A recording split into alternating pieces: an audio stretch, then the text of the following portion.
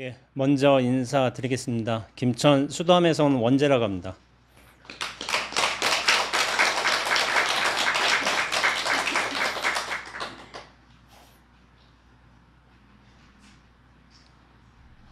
매번 이렇게 철이 바뀔 때마다 선장 스님께서 이렇게 까마득한 후배인 저를 이렇게 법사로 초청해 주심에 저는 또 한 번 이렇게 감사 인사를 매번 드려야 될 것 같습니다. 예. 그래서 제가 선화에서 공부하고 있고 공부한 내용을 이제 책을 통해서나 법문을 통해서 여러분들에게 제가 아는 바대로 좀 전해드리려고 노력을 하는 것 같은데, 그런 점을 좀 좋게 봐주심에 저 역시도 굉장히 감사한 마음이 들고요. 여러분들께 이렇게 선언에 와서 법문하게 될 때는 저에게 있어서는 조금 이제 특별한 일입니다. 왜냐하면은 제가 선언에서 공부를 했고 선언어로 선사들의 가르침을 중심으로 해서 보통 공부를 말하고 있는데, 선언이란 공간이잖아요, 여기는. 그래서 선에 대한 얘기를 제가 마음껏 자유롭게 얘기할 수 있는 이제 기회를 주시는 거예요, 선원장 선생님께서. 그래서 항상 저는 감사하다는 생각밖에 들지 않고, 그래서 선언에 올 때는 제가 다른 데서는 좀 하지 않는 선언에 대한 이야기를 해요. 선공부에 대한. 보통 저번 주에 조계사에서 법회를 진행했는데, 조계사 같은 곳에서는 아무래도 생활법문, 일상적인 어떤 이야기에 관한 법문을 좀 요청하시는 경우가 많아요. 그럼 저는 요청대로 그렇게 이야기를 하지만은, 근데 여기는 선언이란 공간이기 때문에 선에 대한 법문을 주로 하고 있습니다. 지난번 시간에도 제가 벽암록을 얘기했는데, 이번에도 이제 벽암록에 관한 약간은 좀 어려운, 여러분들한테 많은 분들에게 생소하고 어려운 듯한 이제 선사들의 이제 공안들을 담은 이제 글이지만은, 이것들을 제가 나름대로 소화하고 여러분들에게 좀 어렵지 않게끔 느껴지게끔 어떤 중요 핵심을 담아서 설명하는 식으로 법문을 진행했는데, 오늘도 그런 방식으로 법문을 해보도록 하겠습니다. 미리 고지는 했습니다. 제가 이번 보문선언 법회 때는 벽암록 제11칙 황벽당 주조한이라는 공안에 대해서 이야기하기로 말씀드렸고, 바로 공안 본칙으로 들어가도록 하겠습니다. 황벽 스님이 대중에게 법문을 하였다. 너희들은 모두 다 술찌개미나 받아먹는 놈들이다. 그렇게 생각해서야 어느 곳에 오늘이 있겠느냐라고 하셨어요. 대당나라 안에 선사가 없다는 것을 아느냐라고 말씀하셨고, 그러자 어떤 중이 나서서 물었다. 그렇다면 제방의 학도를 바로잡고 대중을 영도하는 분들은 또 무엇입니까? 황벽 스님은 말했다. 선이 없다는 것이 아니다. 다만 스승이 없다고 하였다. 이 공안의 본칙입니다. 근데 이걸 선을 좀 공부하시지, 이제 이 어록을 본다는 게 쉬운 일은 아닌데요. 저도 어록을 본 게 10년 전부터 봤습니다. 그전에는 못 봤어요. 왜냐하면 이게 뭔 소리인지 몰라서. 뭔 소리인지 몰라서 못 봤어요. 근데 나중에 한 10년 정도 되니까 그때 뭔가 쑥쑥 들어오더라고요. 근데 이제 어록을 본다는 건 그래요. 생각 사량으로 내가 이것을 해석해서 내 관점으로 받아들이는 방식으로 어록을 보면 안 됩니다. 어떤 어록을 말씀하신 선사의 근원적인 마음이랄 게 있어요. 그것을 굳이 말로 한다면 무심입니다. 그 무심의 어떤 경지에 개합해가지고 왜 이런 말씀을 하셨는가 라는 식으로 그게 훅 들어와야 돼요. 그러니까 그걸 비유하자면은 우리의 말과 생각이란 건 바다의 어떤 표피에서 흐르는 물결과 거품과도 같습니다. 그런 것들을 내 관점으로 해석하는 것이 아니라 그 깊은 바다에 있을 거 아니야. 깊은 바다 근원의 측면에서, 근원의 어떤 심해 같은 경우에 움직이지 않는 부분도 있죠. 그런 측면에서 영향을 받지 않고 그런 무심의 관점에서 왜 이런 파도가 나왔는가? 파도나 물결 같은 거는 바람, 지형, 어떤 선박의 흐름에 따라서 영향을 미치고 그렇게 나타나잖아요. 그런 걸 보는 게 아니라 깊은 무심의 관점에서 볼 적이야 비로소 그 말들을 제대로 소화하고 이해하는 것입니다. 그래서 그런 무심에 닿기 전까지는 내 사량분별로 해석하는 수준밖에 안 돼요. 그것을 알았기 때문에 저는 이제 공안을 보지 못했습니다. 왜냐하면 제가 아니까. 근데 이제 나중에 어느 정도 제가 마음을 좀 이어가가지고 마음이 조금 쉬어지니까 그 공안들의 어떤 비밀스러운 뜻들이 또 나타나는 것 같기도 하더라고요. 그래서 그때부터 제가 공안들을 다시 본 겁니다. 다시 봤는데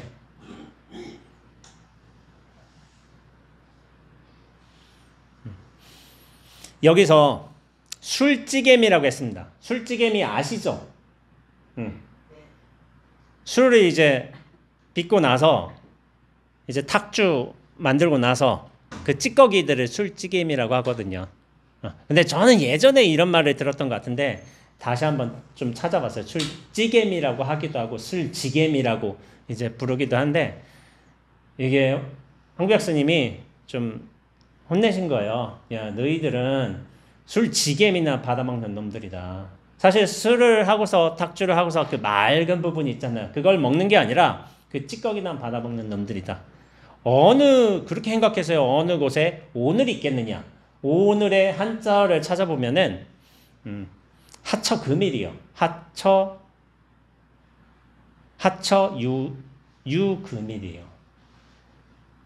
오늘, 지금, 여기에 이르겠느냐. 그 찌개미라는 거는 말이에요. 말. 본품이 아니라는 거예요. 원래 술을 통해서 맑게 빚어낸 술이 있는데 그 술이 아니라 그 찌꺼기만 받아먹고 산다는 거예요. 그건 말이고 생각이고 관념이고 어떤 나의 관념에 대한 어떤 실체화일 수도 있습니다. 제 식으로 말하자면 눈앞을 여의고서 어떤 다른 내용물들을 쫓아가는 것이라고 볼 수 있어요. 그러면서 당나라 크죠. 당나라에 선사가 없다는 것을 아느냐라고 하는 거예요. 당시에 선사가 많이 있었죠. 당나라에. 그때 당송시대에 수많은 기라성 같은 선사들이 이렇게 나오셔서 법문을 해주셨는데 당나라에 선사가 없대. 그러니까 어떤 학인이 물은 거예요. 그럼 제 방에서 학인들을 바로잡고 대중을 영도하신 분들은 뭐냐고 이렇게 해석한 거죠. 그러니까 황벽 스님은 뭐 그런 뜻으로 말씀하신 게 아닌 거예요. 나만 선사다.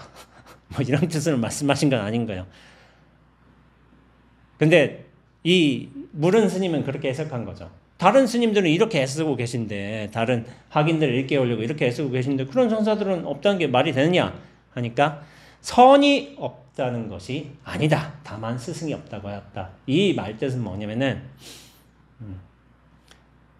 선사, 다른 선사가 선사가 아니다. 그런 뜻이 아니라 선은 있는데 이것이 누가 스승이 돼서 스승이 이렇게 가르쳐 줄 수 있는 진리가 아니다. 라고 말씀하신 거예요. 그만큼 선이란 건 뭐냐면은 내 스스로 깨쳐야 됩니다.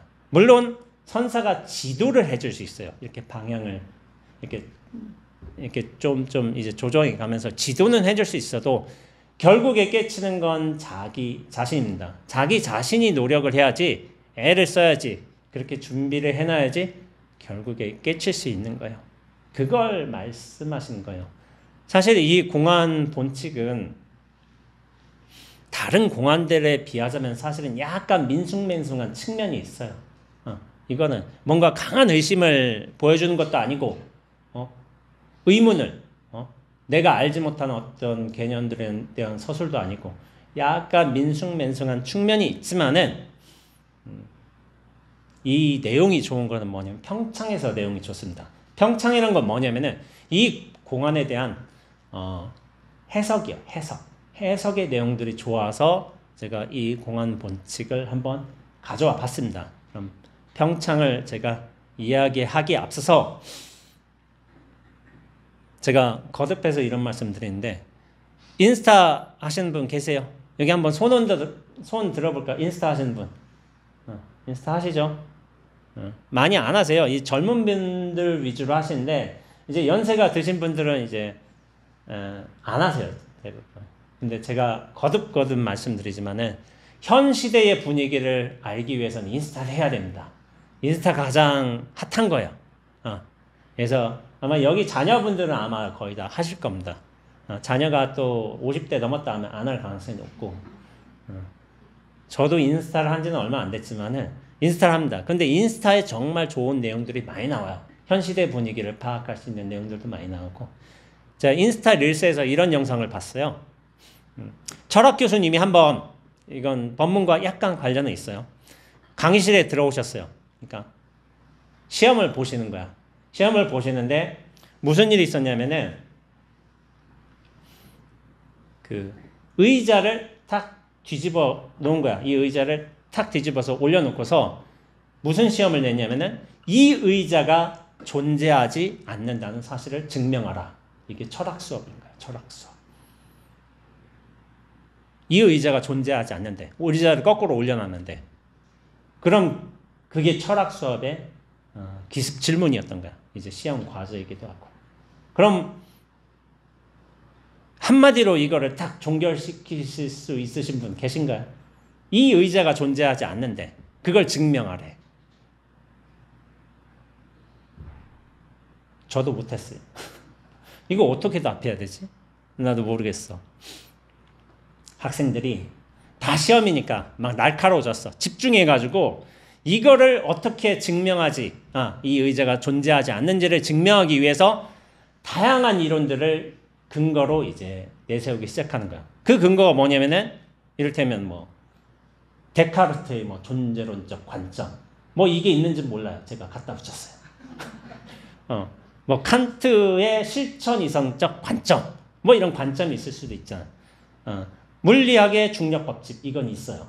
대충 뭐 제가 하자면 중력의 법칙에 의거해서 데카르트의 존재론적 관점에 의거해서, 아니면 칸트의 실천 이성의 어떤 관념의 존재론적 관점에 의거해서 이 의자가 존재하지 않는다는 사실을 막 쓰기 시작했어. 열심히 썼겠죠. 열심히 쓰고 있는데 갑자기 한 학생이 툭 나온 거야. 답안지를 탁 내고 바로 나가버렸어. 1분 만에. 그러니까 이 교수가 뭐지? 1분이 안 걸릴 수도 있지. 이 교수가 뭐야? 하고서 답안지를 딱 봤어. 헛웃음이 나왔어. 헛웃음. 한 줄의 답이 있었던 거예요. 그 답이. 그 답이 뭐냐면은 의자가 어디 있다는 건데요. 이 의자를 부정하라고 했는데 도대체 의자가 어디 있다는 건데요. 한 줄 탁 쓰고 나갔어. 에이플 맞았다고 해요. 한 줄. 다른 사람들은 다 관점에 의거해서 이 존재를 부정하려고 애를 썼잖아요. 근데 뭐냐면은 이건 관점도 필요치 않아요. 의자가 어디 있다는 건데. 그러니까 사실은 이건 영미권에서 나온 약간 이야기인 것 같아요. 뭐 하버드라는 말도 있지만은, 근데 영어로 말하자면 사실은 이게 what chair예요. what chair. what chair 뭐 해가지고 의자가 어디 있다는 건데. 그러니까 의자라는 건 사실은 이름이 있죠. 이름이 있고 형상이 있잖아요.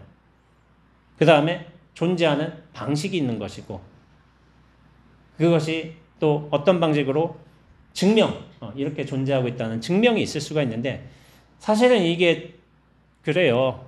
우리가 의자를 인정하는 순간 사실은 이건 부정하기가 되게 힘들어요. 왜 그러냐면은 이미 있음을 근거로 해서 그것이 없다는 걸 증명하기 때문에. 그러니까 이미 있음을 다루고 있는 거야.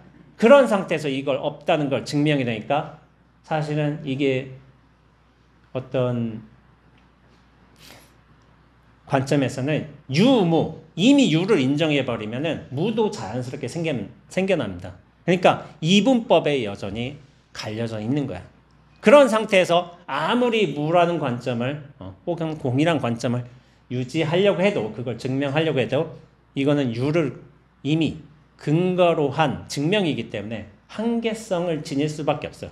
그런데 그런 질문에 대해서 어떤 학생이 What chair? 도대체 의자가 어디 있다는 건데? 하니까 한마디로 종결시켜버린 거예요. 그러니까 A별 맞았다고 해요. 그 이야기 내에서는. 되게 멋있죠? 그러니까 멋있어요. 그러니까 이건 또 이런 식으로 해석할 수 있습니다. 프레임을 벗어났다고 볼 수도 있어요. 프레임이란 건 뭐냐면은 이 의자가 존재하고 있다는 우리의 기본 사고방식 있잖아요. 그 기본 사고방식이 어떻게 보면 프레임이에요. 그런데 프레임을 벗어나는 것이 이 선에서는 굉장히 중요한 하나의 과제처럼 숙제처럼 이렇게 제시된 경우가 있습니다. 프레임을 벗어난다는 말을 우리 선문에서 주요 쓰는 용어로 빌어서 나타내 보자면 출격이라고 해요. 출격. 격을 벗어난다. 출격 대장부란 말이 있어요. 격을 벗어난 대장부. 이 사람이 깨달은 사람이고 격을 벗어났기에 자유로운 사람이다. 이런 평가가 좀 있어요. 그래서 우리는 선을 공부하면 출격 대장부가 되고 싶다. 이런 뜻을 알게 모르게 다 품고서 살고 있어요. 저도 그러고 싶었죠. 격에서 벗어나고 싶었지. 근데 우리한테 격은 뭘까요? 우리한테 격. 네? 우리한테 격은 나란 존재감입니다. 존재감이 있어서 괴로워요, 사실은. 존재감의 또 내용물들은 뭐냐면은 몸과 생각입니다. 몸과 생각. 이 몸에 대한 근거에 있기 때문에 좀 몸의 고통도 받는 것이고 생각에 의해서 번뇌가 들어오죠. 몸과 생각으로 인해서 우리가 존재감을 얻게 돼요. 근데 그 존재감을 확 벗어나게 된다면 뭐냐면은 우리는 자유로워집니다. 근데 그 존재감을 벗어난 깨달음의 근거를 부처님께서 제시해 주셨는데 그것은 무아의 깨달음입니다. 무아.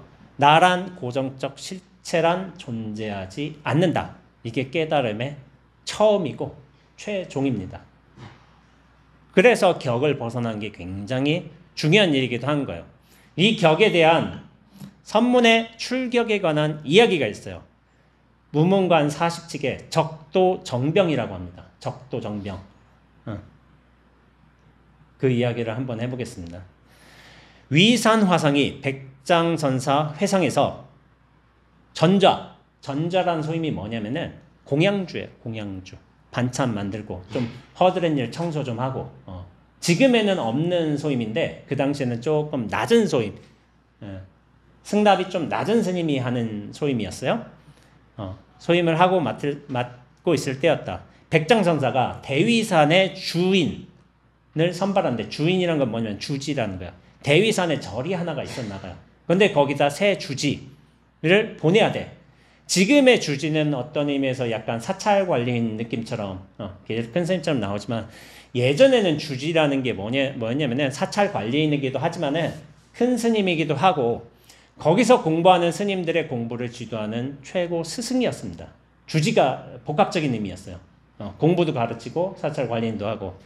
그렇지만은 주지를 선발하는데 수자를 비롯한 대중에게 격을 초월한 일을 보내겠다고 물병을 땅 위에 놓고 말하였다. 라는 말이 있어요. 수자는 뭐냐면은 선원에서 제일 어른 스님, 선을 지도하는 스승을 수자라고 부릅니다. 저 같은 사람을 수자라고 부르기도 해요. 뭐냐면은 선에서 공부하는 거를 주요 자기 삶으로 하는 스님, 안건하고 정진하고 그게 최우선의 목표에 있는 스님들을 수자 스님이라고 부르기도 하지만 또 다른 의미에서 수자라는 소임이 따로 있어요. 그거는 제일 어른 스님이에요. 방장 스님, 조실 스님 대신해서 공부가 출중하신 스님께서 수자라는 소임을 보시는 거예요. 그러니까 무슨 일이 있었냐면은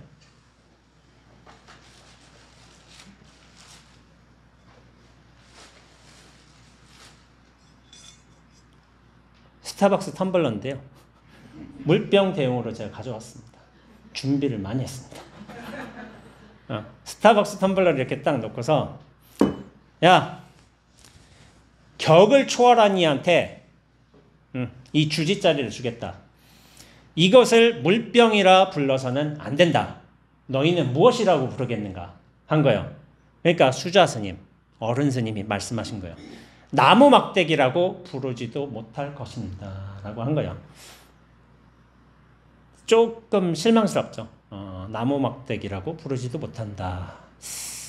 근데 격을 초월한다는 조건이 있으신 거예요. 이 스님께서. 나중에 위산 스님한테 물은 거야. 위산 스님한테 야 물병이라고 부르면 안 된다. 어떻게 해야 되겠어? 하니까 위산 화상이 그 자리에서 물병을 팍 발로 차버리고 나가버린 거예요. 그러니까 백장선사가 웃으면서 말한 거예요. 제1자는 누구냐면 수자예요. 수자가 산자에게 졌다.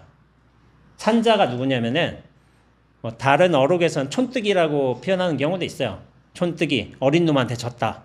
수자는 어르신일 거 아니야. 근데 위산스님은 그때 나이가 어렸나 봐. 승납도 적고 소인도 하찮고. 그런데 격을 벗어난 이가 누구였냐면 결국에 산자 위산스님이었던 거야. 그러니까 위산에게 명하여 계산케 하였다. 거기 가서 주지하라고 한 거예요. 네가 격을 벗어났어. 근데 이게 그래요. 격을 벗어난 이에게 주지자리를 주겠다. 야, 이 물병 어떻게 하겠는가 할 적에 우리가 이 기록을 봤을 때는 야, 차버리는 거 멋있다. 나도 차면 되겠다. 할 적에 내가 모르는 상태에서 야, 격을 벗어나봐. 할 적에 쉽게 그렇게 벗어나지 못합니다. 아까 전에 그거 비슷해요. 이 의자 부정해봐. 이 물병 부정해봐. 잘 안 돼요. 왜냐면 우리는 물병이란 관념이 있고 모양이 있고 저 존재한다는 인식이 있기 때문에. 그런데 이 물병을 물병이라고 부르지 마. 어떻게 할 거야? 할 적에 물병을 탁 차버리고 나간 거야. 멋있어요. 저는 공부할 적에 이런 수자 스님들의 어떤 용단, 기백이 되게 멋있다고 생각을 했어요. 그게 당연하죠. 근데 요즘엔 좀 다른 생각도 하기도 해요. 뭐 꼭 저럴 필요가 있었겠는가 이런 생각도 해요. 사실은. 예전에는 멋있었는데 요즘엔 좀 다른 생각하기도 해요. 기봉이 멋있다 이런 표현을 하기도 하지만은 이 두 가지 이야기입니다. 두 가지 이야기를 제가 기본으로 얘기를 했지만은 이제 평창 얘기를 들어갈 겁니다. 그래도 잘 집중하시는 거 같네요. 선언이라 그런가? 달라요. 확실히. 자, 황벽 스님이 주지된 이후에 기봉이 매우 높으셨어요. 그런데 임재 스님이라고 계세요. 굉장히 기봉이 뛰어나신, 활발하신, 기상이 높으신 스님 한 분이 계신데 그분이 황벽 스님 회상에 있으면서 아직 못 깨달았어. 그러니까 목주라는 선배 스님이 계셔. 수자 스님이 계셨는데 목주 스님이 임재 스님한테 물은 거예요.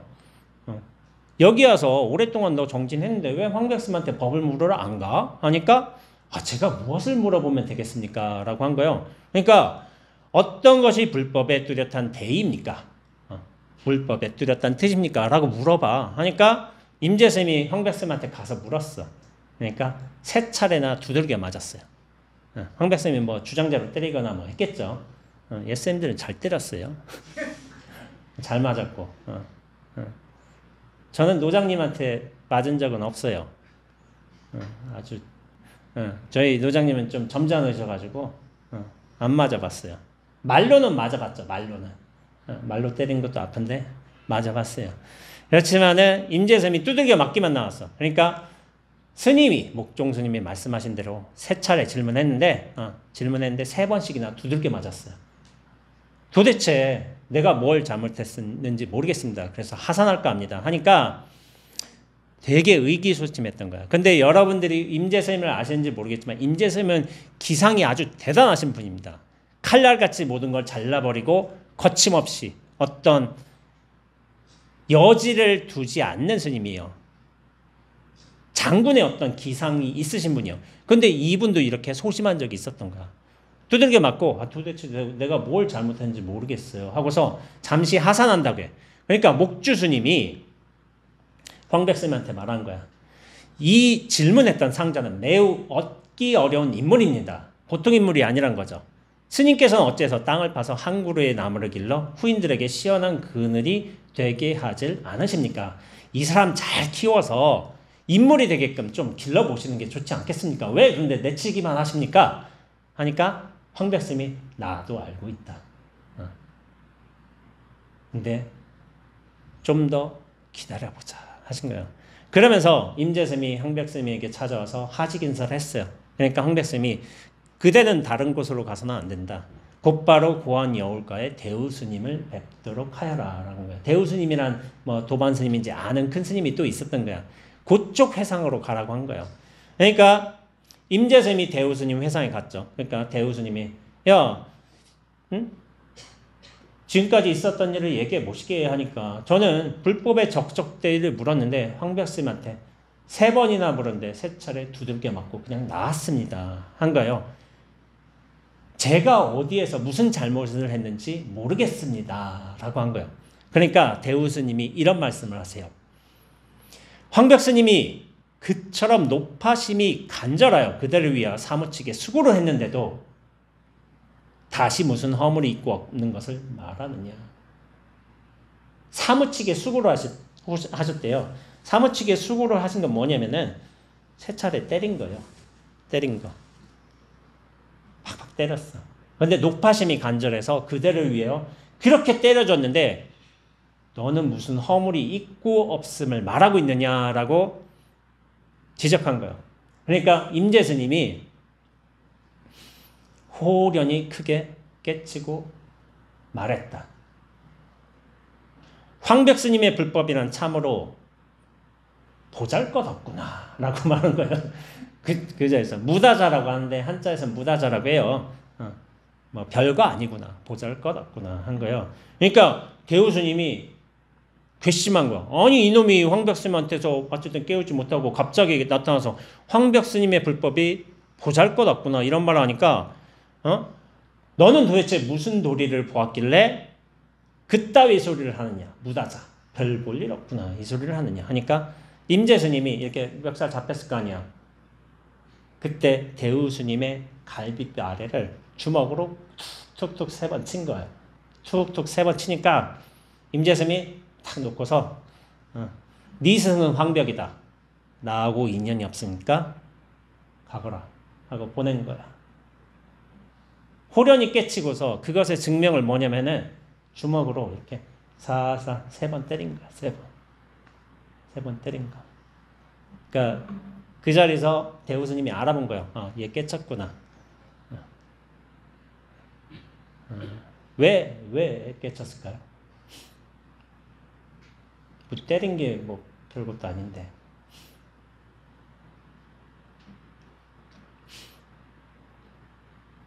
준비된 사람이 깨쳐요.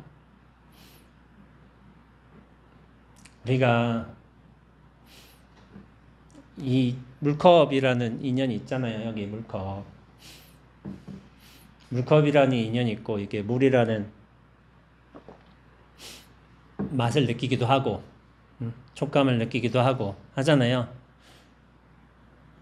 임재스님은 공부를 열심히 해놓으셨어요. 간절하게 해놓으셨어요.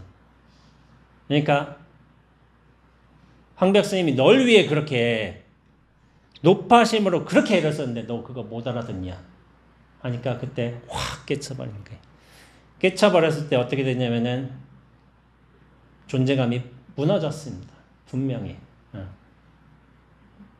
나라는 생각, 존재가 몸과 생각에 의지해서 존재하는 방식이 분명히 화려하게 무너졌어요. 그게 깨침인 거예요.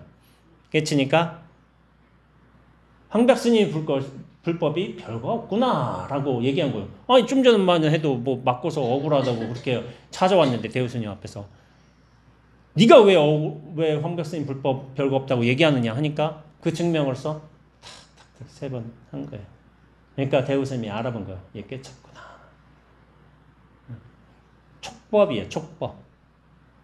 제가 저번 와서도 이렇게 느꼈지만은 16보살이 목욕탕에 들어가는 물의 인연이 뭐냐면은 물이 닿는 인연으로 깨칠 수도 있어요. 근데 16보살이 깨치려고 하면 그건 준비가 돼 있어야 돼요. 그 준비는 뭐냐면은 나의 몸과 생각의 근거에서 내가 존재한다는 이 커다란 착각이 무너질 정도로 고요함이, 텅 빔이 준비가 돼 있다면은 보고, 듣고, 느끼고, 생각하는 하나의 인연들이 다 깨달음의 인연으로 다가오게 됩니다. 왜 때렸냐고 황백스님이. 불법의 적적 대의가 뭡니까? 이 깨달음의 큰 뜻이 뭡니까? 하니까 황백스님은 이 제자놈 깨치라고 손수 어르신이 작대기 하나 들고 탁 때린 거야. 불법의 적적 대의가 뭡니까? 하니까 또 때렸어. 알아들으려나? 촉법. 이 느낌을 통해서, 맞음을 통해서 또 법은 들어와요. 법이 들어오려고는 근데 조건이 있다니까. 내가 잘 비워져 있어야 돼. 그러면은 보고 듣고 느끼는 게 모든 게 진리의 형태로 들어오게 되어 있습니다. 근데 준비가 안 됐다면 어떻게 되냐면은 아야 왜 나 때려? 예전에 그런 경우 있어요. 원담 스님, 수덕사 방장 스님이신 원담 스님이 망공 스님한테서 이렇게 교육을 받을 때도 망공 스님이 잘 때렸어. 원담 스님 3이니까. 때릴 때마다 회초할 때마다 아야! 한단 말이야. 아야! 아야! 아야! 한단 말이야. 그럴 때 원담 스님이 그렇게 말씀하셨어요. 아야는 바로 그것이니라. 아야! 아픔을 느끼잖아. 아야! 하고 소리 내잖아요. 촉법도 있고 청법도 있는 거야. 듣는 법. 내가 내는 법도 있는 것이고. 너 그렇게 진리를 잘 드러내고 있구나. 아야는 바로 그것이니라. 근데 그걸 알아들으려거든 자신이 잘 비워져 있어야 되는 거야. 근데 임재 스님이 공부를 잘 해놓으니까 목주 스님도 알아봤지. 저희가 보통이가 아닙니다. 대단한 인물이 될 사람입니다. 그러니까 잘 한번 지도해 주시죠. 하니까 좀 기다려보자. 하고서 대우스님한테 보내니까 대우스님 말을 듣고서 딱 깨친 거야. 그러니까 그 깨침의 증명을 성백스님이 촉법으로 보여줬잖아요. 때렸잖아. 대우스님 어른스님을 좀 세게 때리면 좀 미안하잖아요. 그러니까 옆구리 살짝 3번 때린 거야. 그러니까 대우스님이 알아본 거야. 아, 이놈 깨쳤구나. 그런데 욕심은 없으시죠. 너 내 제자애라. 그런 욕심이 나실 수도 있어. 출중한 인물은 좀 자기 제자로 해야 돼. 그래야지 법이 이어지니까. 넌 나하고 인연 없다. 황백스님한테 가라. 하고서 황백스님의 법을 이었습니다. 임재스님이.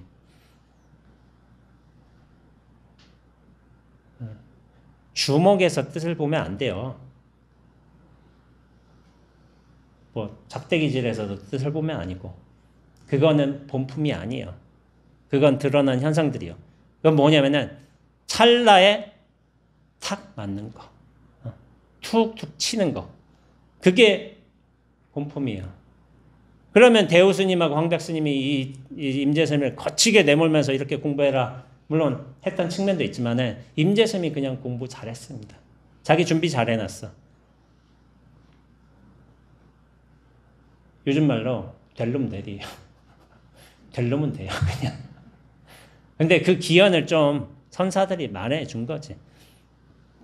할 놈 할 일이라고도 할 수도 있는데 할 놈은 결국 해버려요. 될 놈은 돼버리고. 그 기연을 주는 게 선사들이 된 것이지 어디 진흙탕에 끌고 들어가는 게 아닌 거예요. 거기서 살아남아야지 본인 스스로. 그런 거예요. 될 놈 되리지만 안 된 놈도 있어요. 안 되는 놈 얘기를 해볼게요. 대중천자라고 있어요. 여기 평창에 나오는데 대중천자가 당헌종의 2번째 아들이야. 2번째 아들인데 본래 이름은 선종이라고 해요. 근데 왕자로 지내다가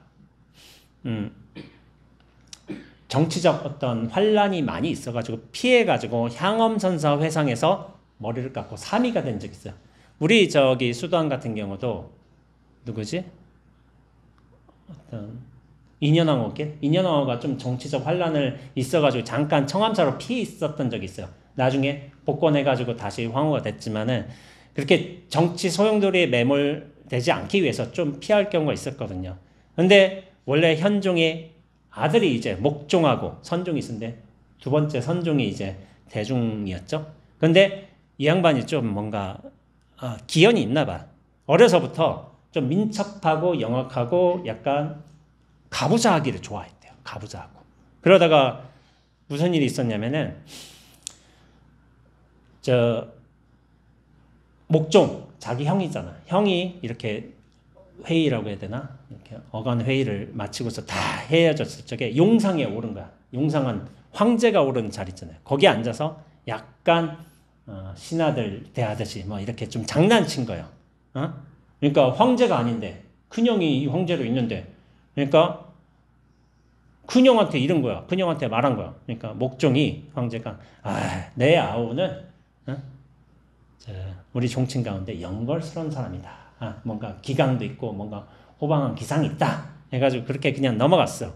근데 나중에 형이 돌아가셨어. 그러니까 그 아들 셋이 있었는데 경종, 문종, 무종이에요. 근데 경종이 맨 처음 이어봤죠. 그런데 2년 만에 제의를 뺏겼어. 내신들의 어떤 영모가 있어가지고. 그 다음에 문종이 이어갔어요. 첫째 형 나가고 둘째 형. 근데 문종이 그 자기 삼촌을 안 좋아했나 봐. 이 선종을. 안 좋아하니까 멍청이라고 놀렸나 봐. 평상시에. 황제니까 좀 뭐 그럴 수도 있지. 상촌이었어도 그 당시에 굉장했을 거예요. 저기 황제의 위상이. 그러다가 예전에 생각해보니까 자기 삼촌이 아버지 자리에 올라가서 황제 행세를 했던 것이 생각난 거예요. 그러니까 저 안 되겠다. 내가 손봐야 되겠다. 내 자리인데 우리 아버지 때 저런 짓을 벌였으니까 어떻게 하냐면은 그 선종을 탁 어디다 휴원에다 버리고서 똥오줌을 끼얹었어. 그 정도로 이제 엄청난 권력을 이제 가지고 있던 때였죠. 그러니까 원래 죽을 수도 있어. 똥오줌에 좀 이제 그렇잖아. 똥통에 빠지면 사람 잘못하면 똥똥 올라서 죽을 수도 있거든요. 근데 살아났어. 그러니까 이 사람이 선종이 도망갔어요. 그래서 향엄지연 선사 회상에서 가서 사미가 된 거예요. 그래서 그때 이제 대중이라는 이제 법명을 받았나 봐요. 대중천자라고 불렀어요. 천자란 건 뭐냐면 하늘의 이제 천자, 황실의 인물이라는 거야. 천자. 그래서 대중인데 지한 스님하고 행각하다가 여산에 이랬을 적에 지한이 여선 폭포를 제목으로 시를 쓴 거예요. 구름을 뚫고 바위를 뚫으면서 그 괴로움을 말하지 않으니 저 멀리의 높은 곳에서 나온 줄 알겠노라 라고 이제 시를 쓴 거예요. 구름을 뚫고 바위를 뚫으면서도 그 괴로움을 말하지 않아. 폭포 소리가 괴로움을 말하진 않죠. 콸콸 하면서 소리가 미치겠지만 그 괴로움이 없어. 근데 저 여실하게 소리를 드러내.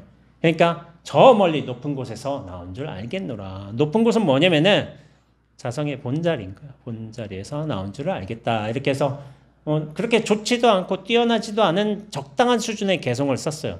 그러니까 여기에 대중이 사미가 이런 거죠. 시냇물을 어찌 멈춰둘 수 있으랴. 마침내는 큰 바다로 돌아가 파도가 되어야지. 저 파도에 관해서 폭포에 관해서 얘기를 했는데 저 폭포를 시냇물이라고 비유한 거야.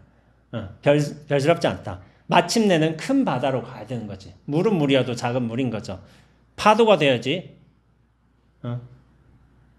바다에서 파도가 돼야지. 좀 그럴듯하다는 뜻으로 해석할 수도 있죠. 뭐라고 하지? 종놈이 되어도 좀 큰 집에서 종놈이 돼야지. 뭐 작은 곳에서 뭐 종놈 해봤자 뭐 별로 그런 말이 있잖아요. 대골집에서 해야 된다는 말이 있잖아요. 근데 이런 뜻이 있기도 하고 그리고 근원에 어떻게 보면은 큰 바다로 들어간다는 건 자기의 본원으로 들어간다. 뭐 그런 식으로 해석할 수도 있지만은 제 개인적인 생각으로서는 제가 황실에서 나왔잖아. 근데 정치적 환란이 있으니까 피해온 거잖아요. 거기로 돌아가겠다. 그런 뜻도 내포되지 않았을까?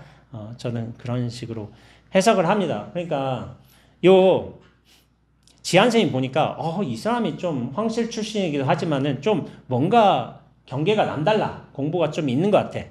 그러니까 어떻게 하냐면은 염관 스님 회상에서 서기를 보게 했어요. 서기는 뭐냐면은 이제 문서 소임인 거예요. 문서 소임. 문서일을 다루는 소임인데 좀 황제 출신이자 글을 볼 줄 알잖아요. 그 당시에 글 볼 줄 아는 스님이 별로 없었을 수도 있어요. 당연히. 실제로 까막눈인 스님들도. 우리 육조 해능 스님도 까막눈이셨지만은 황실 출신에다 시도 짓고 하니까 서기를 보게 시킨 거지. 그러니까 그 영관 스님 회상에 황벽 스님이 수자로 있었던 거예요. 당시에 어른 스님으로 딱 대중 지도하고 있었어. 그러니까 황벽 스님이 예불 하는 모습을 보고서 저 스님이 앞으로 큰 스님 된다는데 뭔가 좀 한번 시비를 걸어볼까? 라고 생각을 한 거야. 이 사람이. 대중 천자가. 그러면서 이런 말을 합니다. 부처에도 집착하지 말고 법에도 집착하지 말고 대중에게도 집착하지 말아야 하는 법인데 예배를 해서 무엇을 하려고 하십니까? 라고 한 거예요. 그러니까 부처, 법, 대중에도 집착하지 않는다. 그거는 불법승. 불법승 삼보에도 집착하지 말아야 되는 법인데 도대체 예불은 왜 하십니까? 그럼 뭐냐면은 불법승은 우리 삼보라고 부르잖아요. 세 가지 보물인 거야. 우리가 가장 지켜야 할 불교의 근본 보물이 불법승인 거예요. 거기에도 집착하지 말아야 되는데 고작 예불 같은 거 해서 뭐 하려고요? 이렇게 물은 거야. 이 대중이 좀 뭔가를 아는 사람이긴 해요. 불법승 삼보마저도 집착하지 말아야 되는데 그 말을 쉽게 하지는 않는단 말이야. 당연한 것처럼 받아들이지. 예불도 또 당연한 것이죠. 근데 예불에서 뭐 하려고요? 이렇게 얘기를 한 거예요. 그러니까 황백스님이 이렇게 말씀하십니다.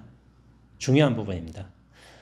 부처에게도 집착하지 않으며 법에도 집착하지 않으며 대중에게도 집착하지 않으면서 항상 이렇게 예배를 하느니라. 항상 이처럼 한자 찾아봤어요. 상의 여시. 항상 이렇게 예불을 하느니라. 집착하지 말라고 이렇게 했는데 못 알아듣는 거야. 항상 이렇게 예불하는 거라. 그러니까 뭐냐면은 다시 또 물었어. 예배에서 뭐 하려고요? 그러니까 황백스님이 대중 천자잖아요. 천자인데 아무리 삼이라도 천자는 다릅니다.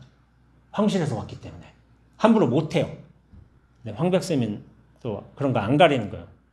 뺨따기를 탁 때려버렸어. 탁 때려버리니까 대중이 몹시 겁친 사람이군이라고 얘기를 해요. 화내면서 왜 때려? 이렇게 하면 좀 천자의 볼품이 없죠? 거친 사람이군 하고서 이렇게 나름 근엄 있게 얘기하는 거예요. 그러니까 황백스님이 이런 말씀하십니다. 여기에 도대체 무엇이 있다고 겉을 다느니 간을 다느니 짓거리고 있느냐 하면서 또 때렸어요. 때렸어요. 대중은 이 사람 똑똑해요. 글을 배웠을 거 아니에요. 불법성 삼보가 불교에서 가장 중요한 세 가지 보물인데 이것마저도 집착하지 말아야 된다를 선의 어떤 전통에서는 이해할 수도 있어. 불법성 삼보에도 집착하지 말아야 된다. 근데 고작 예불에 집착해서 뭐 하려고? 이렇게 물어본 거예요. 수자한테. 그러니까 뭐냐면은 집착. 우리 고통은 어디서 와요? 집착에서 와요. 집착. 근데 그 집착의 어떤 가장 중요한 내용 근거를 불법성 삼보라고도 얘기한 거야. 그러니까 이 사람 똑똑한 사람이야.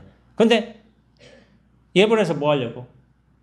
예불은 불법성 삼보도 아니고 어떻게 보면 서가모니불 하면서 복을 구하는 행위이기도 한데 지금처럼 어떻게 보면은 하찮게 보이잖아. 그런데 여기에 황백스님은 다르게 얘기한 거야.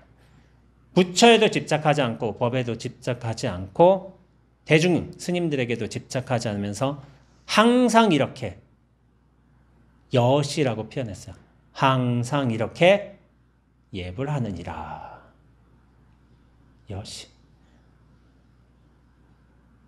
여시가 되게 중요해요. 항상 이러함으로. 여시가 왜 그러냐면은 우리가 예불하잖아요. 저희 예불도 하고 서가모니불 정근하죠. 그럼 제가 법문 어떻게 하는지 아세요? 항상 이렇게 해요. 항상 이렇게. 이제 물을 어떻게 마시냐면은 항상 이렇게 물을 마셔요. 항상 이렇게. 언제나 그랬던 것처럼.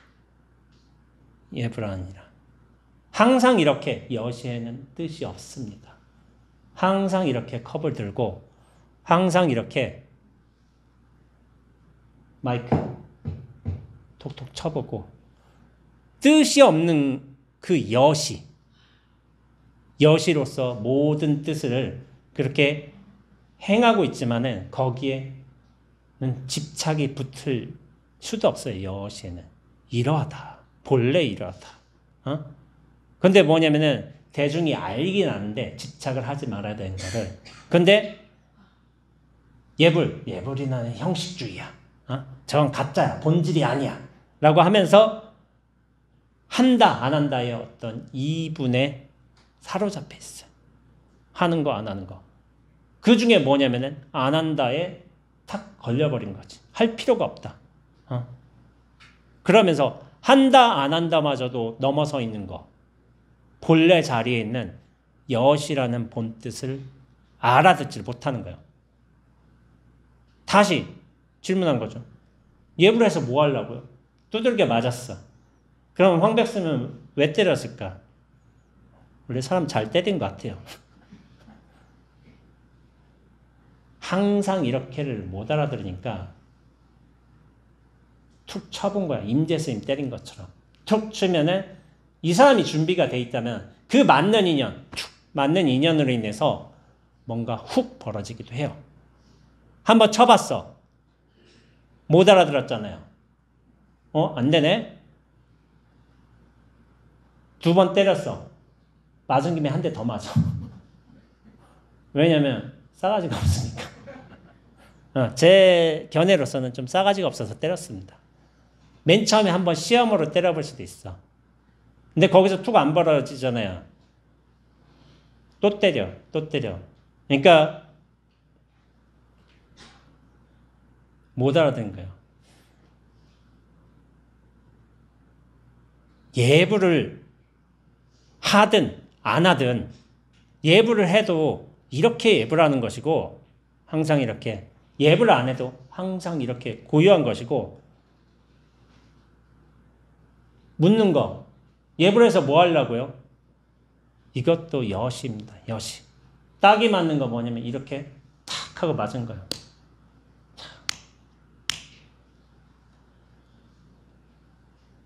모든 게 다 여시의 일인 거예요. 예불 해도 안 해도 물어도 안 물어도 딱이 맞아도 안 맞아도 그것이 대중이어도 설사 황벽이 때렸다 해도 대중 황벽 딱이 예불 이런 것들은 있고 없고 바뀌어요. 근데 무엇이 바뀌지 않느냐? 여시는 바뀌지 않아요. 원래 이런 거. 항상 이렇게 제가 얘기를 하고 있고 여러분들은 여시로서 그렇게 저를 쳐다보고 있고 제가 가볍게 이렇게 책상도 두드리고 있고 손가락도 이렇게 싹 들어 보일 수도 있는데 이 모든 게 여시에서 벌어졌습니다. 근데 우리는 뭐냐면은 내용물들 따라가. 책상 왜 치지? 책상? 저 손가락 왜 들지? 왜 자꾸 집착 없다고 얘기하지? 이건 중요하지 않아요.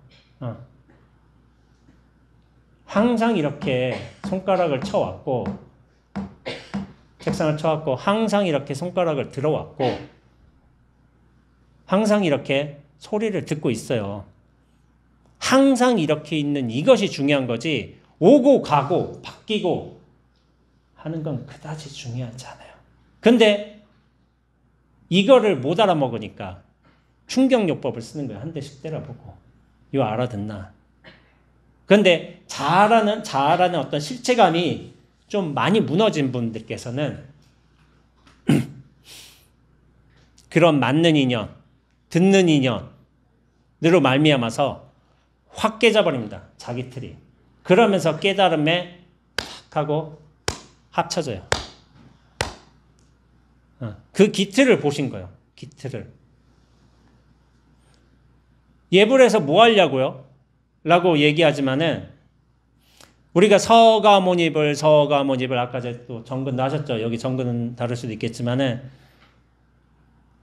연불이 그냥 복구하려고 부처님 명호 외면서 그걸 존경하려고 그렇게 하는 것만이 아니에요. 우리가 나라는 존재감, 실체감을 걷어내고서 이 여시의 자리에 다 개합해가지고 서가모니불 이렇게 연불할 수 있으면 뭐냐면은 이 몸으로 내는 소리가 단지 소리에 머물지 않습니다. 몸이 법당이에요. 몸이 법당. 법당이라는 뜻은 뭐냐면 법이 펼쳐지는 공간을 법당이라고 하지만은 우리가 서가모니불 하면서 소리를 법으로 드러낼 수 있으면 내 몸이 법당이 되는 겁니다. 여러분들 지금 법당에서 듣고 있어요. 그렇지만은 이 법회 끝나고도 여러분들 법당 끌고 다녀요. 집에 가서도 여전히 법당 끌고 다니는 거예요. 왜냐하면 보고 듣고 느끼고 생각함으로써 법이 펼쳐진다면 그게 다 법당에서 일인 거예요. 내 이렇게 소리도 내잖아. 듣잖아요. 이렇게 촉감도 느끼잖아요. 법의 일인 거야. 법의 일. 그렇기 때문에 우리가 서가모니불 하는 것도 소리라는 법이 곧장 드러나고 펼쳐진다면은 그 연불이라는 아주 작은 보잘것없어 보이는 그런 소리 하나마저도 이 작은 연불도 이 세상을 법으로서 장엄하게 해주는 거룩한 의식이고 공양이 되는 겁니다. 공양. 이게 내가 올리는 공양인 거예요. 서가모니불. 근데 그냥 내 욕망으로 해서 안 돼. 법으로서 올려야 돼. 법으로서. 서가모니불. 이게 법으로 드러날 수 있으면은 나는 서가모니 부처님께 법이라는 공양을 올리는 거예요. 근데 내 몸이라는 생각에 갇혀가지고 몸과 생각이 갇혀가지고 단지 내가 이 소리 낸다 한다면은 자신의 욕망일 수가 있습니다. 그런데 내 몸을 법당으로 인식한다면은 서가모니불 하나도 소리로 내는 공양인 것이고 절 하나도 모양으로서 촉감으로서 부처님께 진리를 드러내는 공양이 되는 거예요.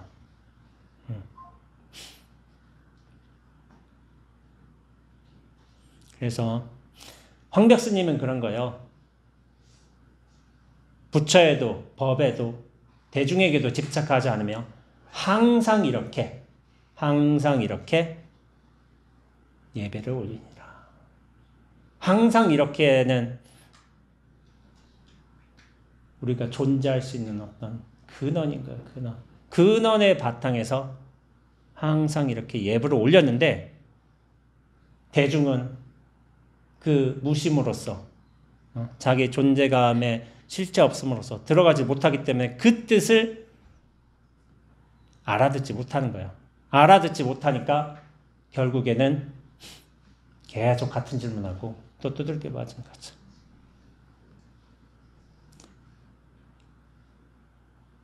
여시. 제가 여시를 굉장히 중요하게 여깁니다. 모든 경전의 첫머리가 여시아문으로 시작해요. 여시아문. 제가 이번에 해제 무렵에 신신명이라는 책이 나올 건데 여시에 관해서 제가 해석한 부분이 있습니다. 여시가 모든 진리의 근원인 거예요.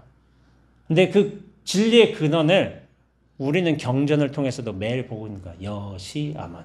근데 뭐냐면은 그 근원을 몰라. 여시아문을 제자가 부처님의 말씀을 이렇게 들었습니다. 라는 식으로 사실 증명의 의미로만 받아들이고 있어요. 여시. 경전이 이미 그 진리의 근본을 여시로서 첫머리에 가장 분명하게 드러냈는데 그걸 모르고 그 뒤에 내용물, 부처님이 사회국에 계셨고 누구랑 같이 계셨고 공양을 드셨고 법문을 설하셨고 그 내용물에만 집착하고 있는 게 우리들의 모습입니다. 여시로서 이미 경전의 첫머리에 모든 걸 다 드러내 보이셨는데 그걸 모르는 거예요. 왜냐하면 우리는 내용물만 받아들이니까. 그 여시라는 본품을 받아들이지 못하니까. 그 뒤에 내용을 계속 따라가고 있어요. 경전은 친절해요. 여시로 이미 다 보여졌어요. 첫 문장에서. 황백스님도 그걸 말씀하신 거예요. 여시, 이와 같이 예불 하느니라. 근데 이와 같이를 몰라. 계속 내용을 따라가고 있죠. 그래서 황백스님이 자비로서 그렇게 따귀를 때리셨어요. 근데 이 대중은 근기가 아직 안 됐어. 알아들을 준비가 되지 못했어. 그러니까 훗날 이 대중이 복귀해서 황제가 돼요. 황제가 되니까 자기가 그 뺨을 맞았잖아. 억울한 거야. 나중에 황제가 위대한 선사들한테 호를 내립니다. 호를 내리는데 뭐라고 황백스님이 이렇게 호를 내리냐면 추행사문이라고 호를 내려요. 추행. 행동이 추하다 해가지고 자기 때렸으니까 이걸 잊지 못하는 거야. 추행사문이라고 호를 내려요. 그러니까 황백스님을 생불처럼 모시던 제자가 있어. 배휴라고. 되게 유명합니다. 정승이요. 당시. 정승 상국이었는데 황제에게 다시 간청을 해요. 스님 다시 한번 황제는 각하라고 안 하지. 뭐라고 하게 되지? 전하?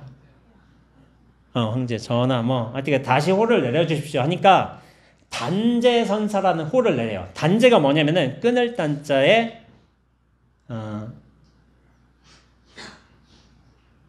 제자를 까먹었네. 삼재윤회를 끊는다는 뜻으로서 단재선사라는 표를 내는데 삼재가 뭐냐면은 과거, 현재, 미래라는 거예요. 과거, 현재, 미래의 삼세윤회를 끊는다는 의미로서 단재선사. 왜냐하면 3번 맞았잖아. 탁탁탁 3번 맞았는데 그러니까 과거, 현재, 미래의 업장이 다 녹아 내려갔습니다. 이런 식으로 해석한 거야.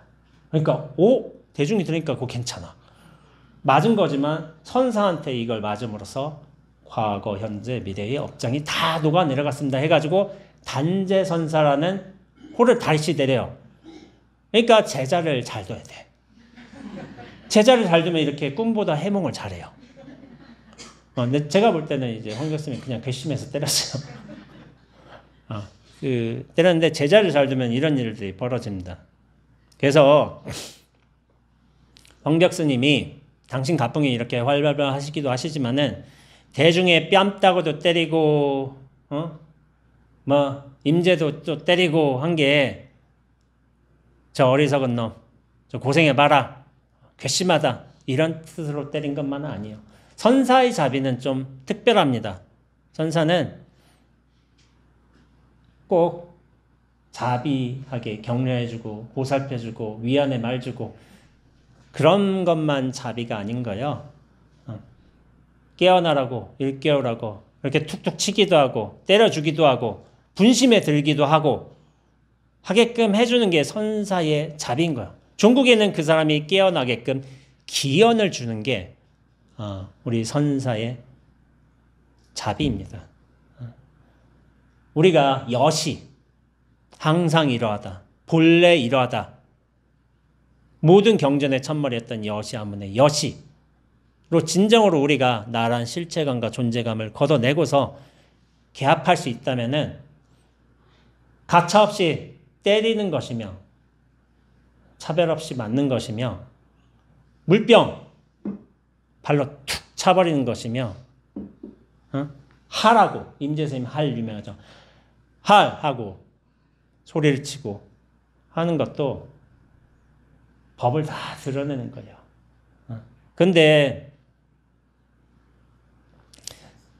출격대장부라고 했잖아요. 출격. 격을 벗어난 대장부. 격을 벗어난다는 건 나란 존재감, 실체감을 벗어나는 것을 뜻합니다. 근데 저는 요즘에 좀 다른 생각을 많이 해요. 격을 벗어나서 시원해지고 뭔가 멋있어 보이고 그럴 수도 있어. 저도 그것을 되게 동경했어요. 천사들 멋있잖아요. 쿵 치고 주장자 집어 던지고 그럼 맞은 사람은 아프겠지만 멋있어요. 근데 저는 격을 완전히 벗어나는 것뿐만이 아니라 격을 인연에 맞게끔 자유자재로 부리는 게 저는 그게 진정한 자유가 아닌가 하는 생각이 듭니다. 그게 생사도리를 완전히 벗어나는가? 완전히 벗어나게 되면 그 생사의 도리마저도 쓸 수 있습니다. 쓸 수 있는 여유가 생겨요. 통을 우리가 몸과 생각이란 이 통의 굴림을 받을 때에는 괴로워요. 근데 몸과 생각이라는 이 통에서 확 벗어나 버린다면은 그때부터 뭐냐면 통을 굴릴 수가 있습니다. 몸과 생각을 굴릴 수가 있어요. 벗어난 뒤에. 그러면서 생사에 묶이지 않고 생사에도 머무르지 않으면서 생사의 인연에 맞게끔 자기라는 틀, 다양한 인연법들을 부리는 것. 그것이 용무생사, 용무생사. 용무생사라는 게 뭐냐면은 무생사, 본래 생사 없음의 근본 도리에 개합해가지고 생사라는 드러난 형태, 인연의 법을 상황과 대상에 맞게끔 자유롭게 부리는 것. 그것을 용무생사. 우리 선사들께서는 진정한 깨달음이라고 했습니다. 고작 벗어나는 거, 시원하게 걷어내는 거, 그것만이 깨달음 아니에요. 화련히 벗어났을 적에 생도 부리고 사도 부리는 거예요. 선도 누리고 악도 부릴 수 있는 거예요. 시도 부리고 비도 부려요. 옳음과 그름도 모두가 부르게 됩니다. 그럴 수만 있다면은 연불에도 서가모니를 연불에도 진리고 고요하게 가만히 있어도 여시로서 진리입니다. 소리 입고 없음에 개의치 않습니다. 때려도 진리고 꼭 때리는 법만 해야 되나? 대우스님께 툭툭 치는 게 그것만 진리 아니에요. 스님의 옷매못에 잘 묶어드리면서 보여주는 것도 진리가 되는 거예요. 물병만 차버리는 게 진리인가? 그렇게 거침없이 나가야지 진리인가? 저는 그렇게 생각하지 않습니다. 벗어나는 자유가 반쪽이라면은 완전히 벗어나면서 그 격마저도 인연에 맞게끔 잘 부릴 수 있다면은 그 자유가 진정한 자유라는 생각이 듭니다. 우리가 출격이라는 어떤 거대한 뜻을 거기에 대한 의미를 두고 있지만은 진짜 출격이 된다면은 격도 자유롭게 부릴 수가 있는 거예요. 격도. 그것이 격을 자유롭게 부리는 거. 생사를 자유롭게 부리는 거. 나란 인연도 딱 대상으로 바라볼 수 있으면서 나를 부릴 수 있는 거. 그게 진정한 자유 아니겠어요? 그래서 우리 위산 스님께서는 물통을 딱 차면서 당신의 어떤 가풍을 이게 호방한 기상을 딱 보여주셨지만은 저는 요즘엔 그런 생각은 하지 않고 물통에 이 물통 있잖아요. 물통에 제가 아는 친구한테서 준비해 오라고 했는데 수국을 준비하라고 했어요. 물통은 원래 물 마시는 거죠. 근데 이렇게 딱 수국을 꽂아도 물통이 물통으로만 쓸 필요가 있나? 꽃병으로도 쓸 수 있는 거지. 상황에 따라서 물병도 되고 꽃병도 되고 여기에 여름꽃은 이제 수국을 담는다면은 또 하나의 아름다운 공양이 됩니다. 스승한테. 물병 차버리는 거 물론 잘했어. 스승한테 꽃 올리면서 오며 가며 흠양 한번 하십시오.